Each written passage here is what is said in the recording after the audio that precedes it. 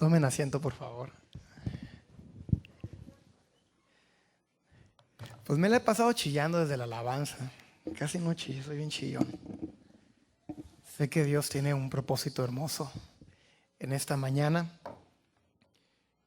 Quisiera iniciar haciendo una pregunta. Después de escuchar las peticiones de oración, yo creo que todos hemos pasado por algún momento de necesidad. ¿Alguien tendrá ya la vida así resuelta que no tenga ninguna necesidad que presentar delante de Dios? ¿No? Todos aquí tenemos necesidad, ¿sí? ¿Cuántos de nosotros hemos estado atravesando pruebas o hemos atravesado pruebas y llegamos a un momento en el que venimos delante de Dios y le empezamos a reclamar a Dios, ¿no? Y nos ponemos a buscar en la Biblia y empezamos a leer en la Biblia y nos encontramos a un Santiago que dice: hermanos míos, considérense muy dichosos cuando tengan que enfrentarse con diversas pruebas. Y dices: pues tú no estás viviendo lo que yo estoy viviendo, tú no estás sufriendo lo que yo estoy sufriendo. ¿Cuántos, así bien honestos, no se han puesto delante de Dios y le han reclamado y le han dicho: Dios, ¿dónde estás? Yo sí puedo decir que yo sí he ido delante de Dios y le he tenido que decir a Dios: Dios, ¿dónde estás? ¿Dónde estás? No te veo. Recuerdo que, y esto lo he platicado en otras ocasiones, pero en serio, que lo que tú vives es cuando la palabra de Dios se hace vida en tu vida. Si tú no aprendes a vivir y a confiar en Dios, todo lo que nosotros podamos leer, escuchar, va a ser como una teoría, va a ser como algo muy bonito que va a tocar las fibras de tus emociones, pero de ahí no va a pasar absolutamente nada. Pero cuando tú estás viviendo situaciones difíciles y no tienes de nada más que agarrarte más que de Dios, y de Él dependes y ves que Dios obra, es cuando empieza a convertirse la palabra de Dios vida en medio de tu vida. Le empiezas a dar sentido a todo lo que dice la palabra de Dios y ya no queda en un simple escrito, ya no quedó en algo que se escribió hace muchísimo tiempo, sino que es algo que está vigente hoy para ti y para mí. Ese es el Dios en el cual hemos creído. Pero también tenemos que ser muy honestos, que aún a pesar de que conocemos de ese Dios, de que hemos visto la mano de Dios, porque yo cuando entregué mi vida a Cristo fue a raíz de que empezaron a orar por mí.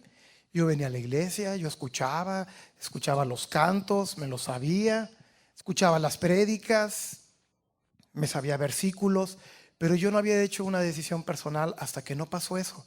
Hubo una necesidad en medio de mi papá, en medio de mi familia. La necesidad en realidad era mía. Yo necesitaba conocer de Dios y dejar de vivir como estaba viviendo. Pero así como mi papá tuvo una necesidad, yo creo que cada uno de nosotros, si somos bien honestos, hemos tenido una necesidad. Yo recuerdo que desde muy joven entregué mi vida a Cristo y yo veía cómo se burlaban de mí en la escuela, ya en la universidad. Me decían el hermano y se agarraban de manos, también se los he platicado. Y decían: ya llegó el hermanito, aleluya, y ore por nosotros. Y se agarraban todos de las manos para que eran burlándose de mí. Y así les puedo platicar infinidad de cosas que cuando yo decidí seguir a Jesucristo no me volví perfecto, pero sí me volví muy radical en muchas cosas. Y yo decidí seguir a Dios con todo mi corazón. Decidí que Él fuera mi prioridad en todo lo que yo pensaba y hacía, aunque seguía cometiendo errores, pero cuando me daba cuenta me dolía mi corazón y me volví a Dios para ya no hacerlos más y realmente vivir descansando en lo que Dios es en mí y que aquel que ha comenzado la buena obra en mi vida va a ser fiel para terminarla. Y decidí que Dios iba a ser mi prioridad. Los problemas empezaron cuando me casé, cuando pasé por dificultades. Y una mañana en casa de mis suegros, porque mis suegros se fueron de Navidad, nosotros vivíamos en un cuartito, en un taller que hacía un frío de esos que hacen aquí en enero. Bueno, que hacían hace años, ya cada vez hace menos frío, ¿verdad? Pero imagínense esos fritos ricos. En diciembre se fueron mis suegros y yo me fui a casa de ellos. Y me levanté con coraje, diciendo: ¿por qué ellos tienen casa y yo no tengo casa? Si ni te conocen ni te buscan, ¿no? Y acababa de ir a una reunión de compañeros de la universidad y todos ellos con carros del año habían salido. Y yo le decía: oye, yo ando en un carro, gracias a Dios tenía carro, ¿verdad? Pero cuando uno está como que molesto, ve todo lo negativo, no ve nada de lo positivo de lo que Dios ha hecho. Y yo le decía a Dios: Dios, ¿por qué ellos sí tienen carros del año y yo no puedo tener un carro? Porque yo tengo que comprar el de Laredo, Texas, y ponerle las placas y traérmelo para acá y no tengo algo, porque todos tienen algo mejor que yo. Y yo empecé a repelar porque no tenía ni para comer. Empecé a repelar a Dios y le dije, a ver Dios, tú dijiste que ibas a ser mi Dios. Yo te entregué mi vida desde que yo era joven. ¿Y dónde está tu fidelidad? ¿Así es como pagas a los que te buscan? Yo en serio, yo sí estaba muy enojado con Dios. Pero seguía buscando en la palabra y seguía. Yo sabía que Él era la respuesta. Y así estamos muchos de nosotros. Sabemos quién es la respuesta, pero cuando viene un momento difícil, cuando viene algo que te toca en donde está más vivo y donde te duele y empieza a tocarte allí ese puntito que sabes que es el que más te lastima y empieza a dolerte allí, no sé si sean tus hijos, si te empieza a tocar en tus hijos y empieza a tocarte en el matrimonio, te empieza a tocar en tu economía, empieza a tocarte con tus vecinos, con tus relaciones, con todo lo que está, con temor. La economía mundial está mal y está todo el mundo está entrando en crisis y ahí está el puntito tocando aquello que te duele, aquello que te lastima, aquello que no has podido lograr. Y empieza. Sinceramente, aunque hayas escuchado, aunque te hayas metido en la palabra, aunque llega un punto en el que sí, siendo bien honestos, sí llegas a decirle a Dios, Dios, ¿dónde estás? ¿No dijiste que ibas a estar conmigo? Mira cómo están mis hijos, mira cómo está mi matrimonio, mira cómo está mi economía, mira cómo está mi trabajo, mira, no tengo trabajo. Mira cómo está mi salud. ¿Dónde estás? Siendo bien honestos, ¿cuántos han sido así con Dios? No soy el único entonces. Gracias por su honestidad. Dije, ya te van a apedrear a las afueras de la iglesia por ser pecador. Sin embargo, el día de hoy podemos reconocer que en cada una de las etapas difíciles que hemos vivido, ahí ha estado Dios. La fidelidad de Dios ha estado presente. La mano de Dios ha estado extendida para ayudarte, para levantarte. El respaldo de Dios y de su presencia ha estado permanente en medio de tu vida. Una vez que atraviesas esa parte oscura que no te permitía ver lo que estabas viviendo, te das cuenta de que ahí estaba Dios. Aquí está Dios. En cada paso que tú das, ahí está Dios. Sin embargo, en ese momento, si le va a dar el aplauso, déselo a Él, porque Él es digno de recibir toda la gloria.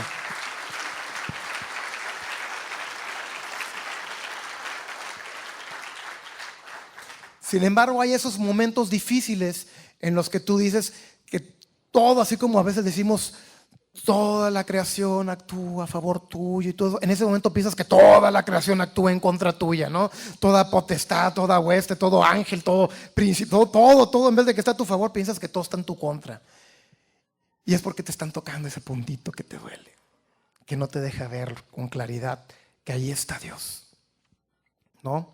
Y sabemos, ¿no?, lo que dice la palabra de Dios: tengo planes de bienestar y no de calamidad, a fin de darles futuro y esperanza. Yo soy tu Dios, estaré, nunca te dejaré, nunca te desampararé, aunque tu padre y tu madre. Y no lo sabemos y lo estamos recitando, y en el fondo estamos teniendo esos enojos y molestias con Dios. Al menos yo, siendo muy honesto con ustedes, yo sí los he llegado a tener. Me gustaría que me acompañaran, por favor, a la palabra de Dios. Vamos a hablar de un personaje que está en Segunda de Crónicas.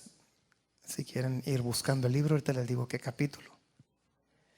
Cuando llegué el viernes, fuimos a cenar con mis papás, y mis papás me empezó a platicar de algo que habían visto en el grupo de líderes, y hablaron un poquito de Josafat.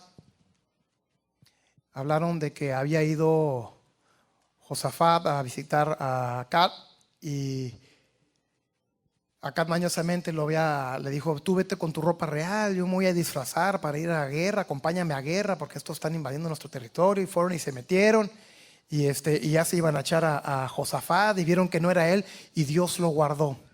Dios lo guardó porque él siguió lo que hizo su padre.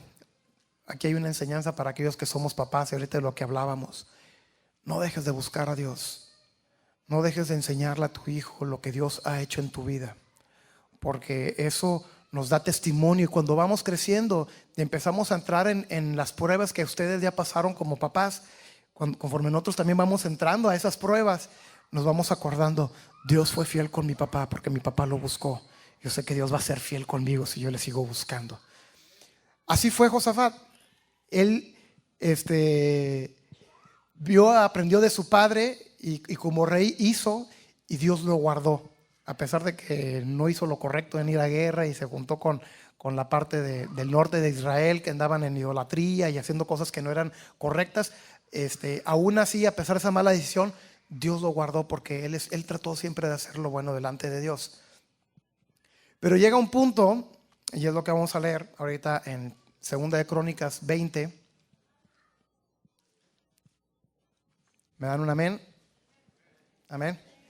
Y mejor vamos a leerlo. Dice la palabra de Dios: después de esto, los moabitas, los amonitas y algunos de los meunitas le declararon la guerra a Josafat. Y alguien fue a informarle: del otro lado del mar Muerto y de Edom viene contra ti una gran multitud. Ahora están en Hasezón Tamar, es decir, en Engadí. ¿Qué? ¿Fuera de trabalenguas? Atemorizado, Josafat decidió consultar al Señor y proclamó un ayuno en toda Judá. Los habitantes de todas las ciudades de Judá llegaron para pedir juntos la ayuda del Señor.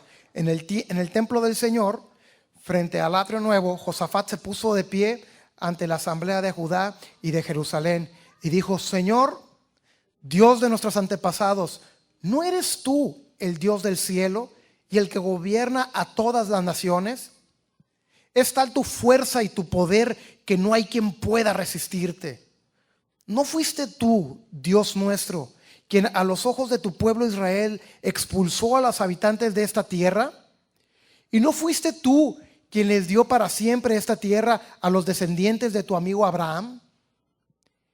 Ellos la habitaron y construyeron un santuario en tu honor, diciendo: cuando nos sobrevenga una calamidad o un castigo por medio de la espada o la peste o el hambre, si nos congregamos ante ti en este templo donde habitas y clamamos a ti en medio de nuestra aflicción, tú nos escucharás y nos salvarás.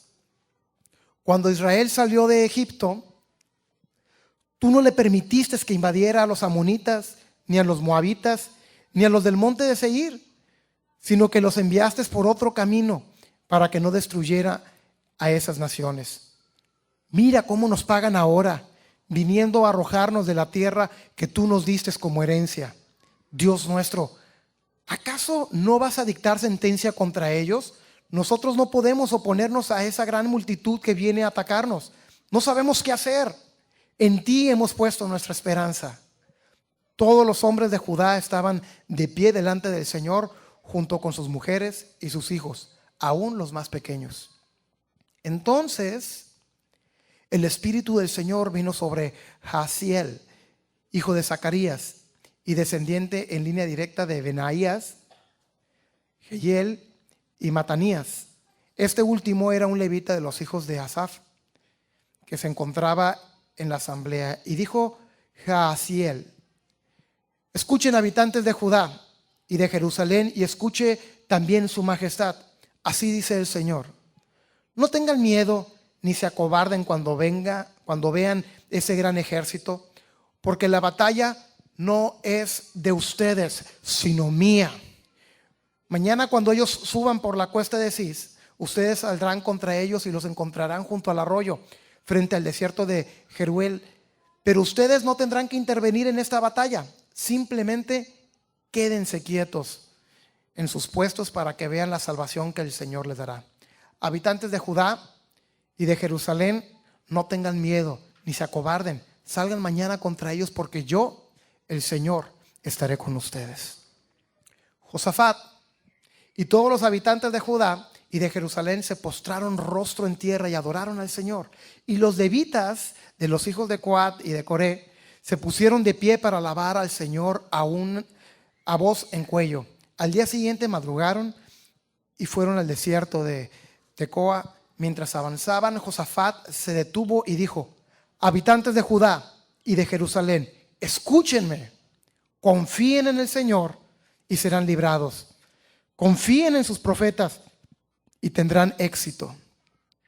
Después de consultar con el pueblo, Josafat designó a los que irían al frente del ejército para cantar al Señor y alabar el esplendor de su santidad. Con el cántico: den gracias al Señor, su gran amor perdura para siempre. Tan pronto como empezaron a entonar este canto de alabanza, el Señor, el estratega, el maestro, puso emboscada contra los amonitas, los moabitas y los del monte de Seir, que habían venido contra Judá, y los derrotó. De hecho, los amonitas y los moabitas atacaron a los habitantes de los montes de Seir y los mataron hasta aniquilarlos. Luego de exterminar a los habitantes de Seir, ellos mismos se atacaron y se mataron unos a otros. Cuando los hombres de Judá llegaron a la torre del desierto para ver el gran ejército enemigo, no vieron sino los cadáveres que yacían en la tierra. Ninguno había escapado con vida. Entonces Josafat y su gente fueron para apoderarse del botín, y entre los cadáveres encontraron muchas riquezas, vestidos y joyas preciosas. Cada uno se apoderó de todo lo que quiso, hasta más no poder. Era tanto el botín que tardaron 3 días en recogerlo. El cuarto día se congregaron en el valle de Beracá, y alabaron al Señor. Por eso llamaron a ese lugar el valle de Beracá, nombre con el que hasta hoy se le conoce. Más tarde, todos los de Judá y Jerusalén, con Josafat a la cabeza, regresaron a Jerusalén llenos de gozo, porque el Señor los había librado de sus enemigos. Al llegar, entraron en el templo del Señor al son de arpas, liras y trompetas. Al oír las naciones de la tierra cómo el Señor había peleado contra los enemigos de Israel, el temor de Dios se apoderó de ellas. Por lo tanto, el reinado de Josafat disfrutó de tranquilidad, y Dios le dio paz por todas partes. Amén. Amén. Amén. Empieza diciendo este capítulo que le llegaron malas noticias.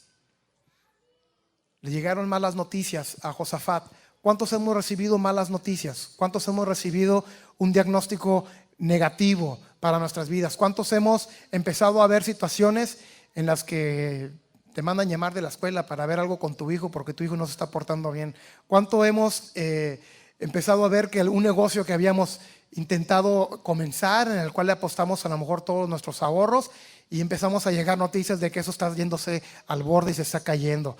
¿Cuántos hemos estado teniendo noticias de cosas que a lo mejor no pensábamos, y nosotros buscando a Dios, bien padre, chalala, chalala, Dios es bueno, y de repente llegan voces y te empiezan a decir: oye, fíjate que está pasando esto.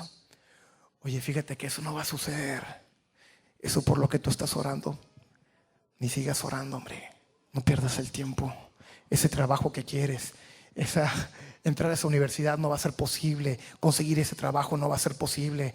Esa enfermedad que tienes te va a llevar a la muerte. No hay nadie que te pueda sanar ya. Ya lo tienes todo perdido. No hay nadie que pueda cambiar a tu hijo. No hay nadie que pueda cambiar a tu mujer. No hay nadie que pueda cambiar a tu marido. ¿Cuántos han escuchado voces así? Que vienen y están ahí duro y dale, duro y dale, duro y dale. Y dice la palabra de Dios que Josafat en ese momento entró en temor. Pero eso no es la parte importante. La parte importante es de que él no se inclinó ante el temor. Él no se inclinó ante el dolor de lo que estaba por venir, sino que dice que él se dedicó a consultar al Señor en el 3. Dice: y proclamó un ayuno en toda Judá.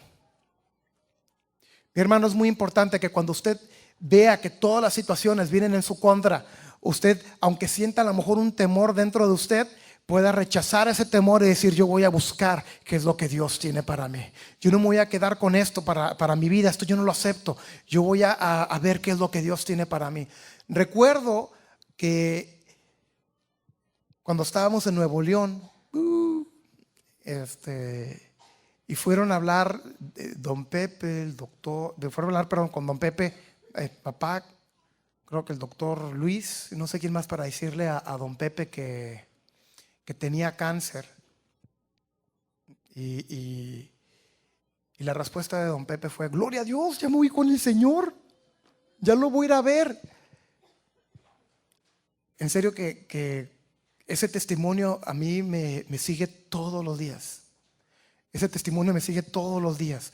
Cada vez que escucho algo bien terrible, me acuerdo de aquel hombre que dijo: gloria a Dios, se está consumiendo todo mi ser, gloria a Dios, voy a ver al Señor, gloria a Dios.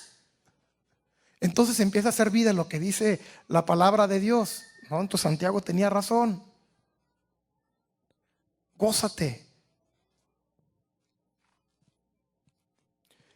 Pero cuando vienen los problemas, nosotros a veces, en vez de buscar a Dios, lo que hacemos, ¿qué es? Nos empezamos a lamentar, nos empezamos: todo yo ya sabía que a mí era el que me iba a pasar eso. Podemos estar todos y nada más los zancudos me pican a mí, ¿no? Ya empiezas a ver todo lo negativo hacia tu vida, ¿no? Pueden estar ahí todos y a mí es el que tenían que decir: claro, yo soy el del mal agüero, Y ya empiezas a ver como que tú eres el que está cargando con todo eso, y hasta ya lo esperas, porque no crees que Dios es por ti, porque no esperas que Dios sea por ti. Pero el día de hoy Dios quiere decirte algo: tuya no es la batalla. Tuya no es la batalla. Yo no sé cuál pueda ser la situación que tú puedas estar viviendo. Podamos tener una máscara, podamos tener aquí, como yo lo hacía, de decir: no, Dios está conmigo, y cada situación que yo estoy viviendo, Dios está conmigo, gloria a Dios. Pero dentro de mí estaba creciendo una amargura, porque yo no veía que la mano de Dios estuviera sobre mi vida. Y es que yo no había entendido a que tenía que descansar completamente en Dios. Hasta que no entendí eso, Dios empezó a obrar. Hasta que no dejé yo de actuar para echarle una manita a Dios, es cuando Dios pudo: ya me vas a dejar que yo empiece a actuar. Muy bien, mijo, ahora sí voy a empezar a usar, ahora sí voy a empezar a mover, ahora sí voy a empezar a hacer las cosas, para que no digas que fuiste tú, que fue tu conocimiento, que es lo que tú crees que tú sabes, para que puedas decir que fue tu Dios el que te rescató. Y a veces así vienen los problemas. Yo tengo un conocido en CFE, yo tengo un conocido acá. No, hombre, yo conozco a alguien ahí en el municipio, alguien nos va a ayudar con esta bronca. Yo conozco. Conoce a Dios, métete con Dios, porque Él es el único que puede mover todas las situaciones. Para Él no hay imposibles. Cualquier situación que tú puedas estar viviendo, Él es capaz de hacerla. No hay otro, no hay otro. No es a quien tú conozcas, sino que lo conozcas a Él nada más, y que te metas con Él. Eso es lo que nosotros tenemos que empezar. Y fíjate algo muy hermoso y que es válido, que yo lo he aprendido y lo he empezado a aplicar en mi vida: recordarle a Dios el pacto que ha hecho contigo. Dios hizo un pacto contigo en el momento en que te salvó. Yo se los platicaba la vez pasada. Dios te dio un nombre, perteneces a su familia. Dios te dio la potestad de ser hecho su hijo. Ahora eres hijo de Dios, tienes tus apellidos, tienes todo su respaldo, eres todo Dios. Todo lo que es Dios está en ti, porque recibiste a Jesucristo y fuiste sellado con su Espíritu Santo. Entonces tú puedes voltear y decirle: Dios, así como lo hizo Josafat: pues no nos sacaste tú de Egipto, no sé esto, Señor, un día tú tuviste misericordia de mí y dijiste que ya no fuera a vivir esa vida en la cual me iba a llevar a muerte. Un día tú me rescataste, mi Dios, y no es para que yo esté muriéndome, para que yo esté sufriendo. Tú tienes un propósito más poderoso de lo que yo estoy viviendo hoy en día. Y empieza a reclamar: Señor, en el nombre de Jesús, yo declaro que tú eres por mí. En el nombre de Jesús, yo declaro que tú vas a sanarme. En el nombre de Jesús, yo declaro que tú vas a levantar mi economía. En el nombre de Jesús, yo declaro que tú vas a restaurar mi matrimonio, restaurar mi vida familiar. En el nombre de Jesús, tú me has llamado para eso. No es para que yo viva en miseria. Somos hijos de Dios y somos coherederos con Jesucristo de todo lo que hay en Él. De eso merecemos tú y yo. Y la respuesta de Dios fue hermosa. Le dijo: no tengan miedo, ni se acobarden. Cuando tú estés en medio de una situación, en valle de oscuridad, acuérdate, escucha la voz del Espíritu Santo. Te va a decir: no tengan miedo, no te acobardes. Cuando veas que vienen en contra tuya todo este gran ejército, todas estas personas, cuando veas que vienen en contra tuya pagos, deudas, cuando veas que vienen en contra tuya que tu hijo no se porta bien, que está mal acá, que está mal allá, cuando veas que vienen en contra tuya tu matrimonio, cuando veas que vienen en contra tuya lo que tú quieras, no tengas miedo, porque la batalla no es tuya, es mía. El Señor se apropia de lo que tú estás sufriendo, de lo que tú vas a pasar, y te dice: la batalla no es tuya. A cuando vengan y te empiecen a decir, oye, fíjate qué está pasando. Oye, fíjate que eso que tú temías es lo que va a pasar. Oye, aquello que tú estabas trabajando y preparando, que crees no se va a dar, se va a destruir. Cuando tú empieces a escuchar todas esas voces, acuérdate y escucha la otra voz que dice, la batalla no es tuya, la batalla es mía. No es con tus fuerzas, no es con lo que tú conoces, no con quien tú conoces. Es con mi Santo Espíritu que tú vas a ser más que vencedor. Es con mi Santo Espíritu que tú vas a ser más que vencedor. Y eso empieza a cambiar todo el sentido de lo que tú estás viviendo. Eso empieza a mover todo lo que empieza a estar a tu alrededor. Todo aquello que veías que venía en tu contra, empiezas a ver, esto que era tan poderoso para mí, delante de Dios, no es nada. Aquella persona que es tan poderosa y que conoce y que me amenazó y que viene acá, delante de Dios no es nada. ¿Habrá algo imposible para Dios? No hay nada imposible para Dios. No hay nada imposible para Dios. Josafat, como líder, como rey, se levantó en medio de la congregación y les dijo: escúchenme, confíen en el Señor y serán librados. Mi hermano, usted tiene que aprender, y le voy a hablar a los hombres de esta iglesia. Tú tienes que aprender que Dios te ha puesto como líder en medio de tu casa. Tú tienes que entender que Dios te ha levantado como sacerdote en medio de tu hogar, para tu esposa y para tus hijos. Y es muy importante que cuando venga una situación adversa en medio de ti, no seas el primero que empiece a ponerte nervioso y ahora qué va a pasar y esto. Levántate como hombre que eres de Dios y empieza a confesar: hey, esto no nos va a tumbar. El Dios en el cual hemos creído es más poderoso. Y empieza a sembrar en medio de tu mujer y de tus hijos la confianza en Dios. Porque para eso Dios te ha levantado y te ha puesto ahí. Este es el tiempo.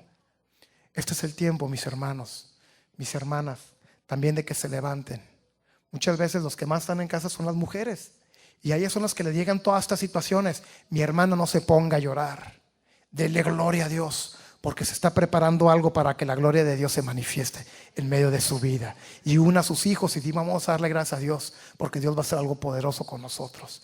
Este es el tiempo, para esta hora Dios nos ha llamado, para este tiempo Dios nos ha pedido que estemos aquí, pero no nos pide que estemos nada más sentados, sino que seamos activos. Hay gente que dice que no tiene un ministerio. Tu casa es tu ministerio, tu casa es tu ministerio. Empieza a levantarte ahí, y Dios, que ve lo que haces en lo secreto, te lo va a recompensar en lo público. Y Dios, que ve que eres fiel en lo poco, te dará lo mucho.